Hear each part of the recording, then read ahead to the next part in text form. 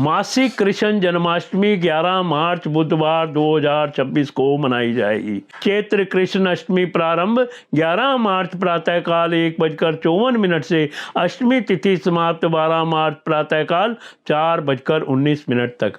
पौराणिक कथाओं के अनुसार एक दिन सभी गोपियों ने कृष्ण के लिए एक ठाठदार भोजन बनाने का निर्णय लिया। अपने घरों के नित्य प्रति कार्य पूरे करने के उपरांत उन्होंने लगातार कई घंटे मेहनत करके अपने प्रिय कृष्ण के लिए उत्तम भोजन तैयार किया। घंटों की मेहनत के बाद उन्होंने बनाए गए भोजन को सुशोभित बर्तनों में परोसा और कृष्ण के पिता नंद राय के घर चलकर गई। जब उन्होंने उस घर में प्रवेश किया तो देखा कि सभी अतिथि खाने के लिए बैठे हैं। चारों ओर तथा कृष्ण उनके बीच में बैठे थे और माँ यशोदा उनके हाथ धुलवा रही थी।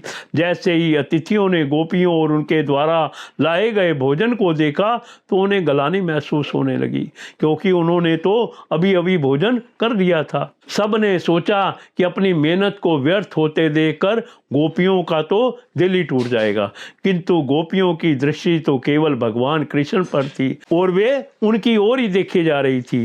कुछ पलों के पश्चात उन्होंने अपने बर्तन नीचे रख दिए और कलात्मक रूप से अपने हाथ हिलाते हुए नृत्य करने लगी।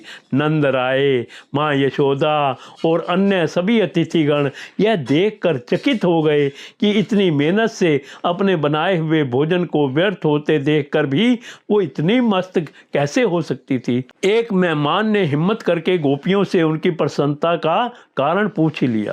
गोपियों ने अपने उल्लासपूर्ण नृत्य को रोका और हंसते हुए कहा कि वे तो यह सोच रही थी कि इतनी मेहनत से बनाए भोजन को ग्रहण करने के उपरांत कृष्ण के चेहरे पर जो तृप्ति का भाव आएगा वह कितना दिव्य होगा।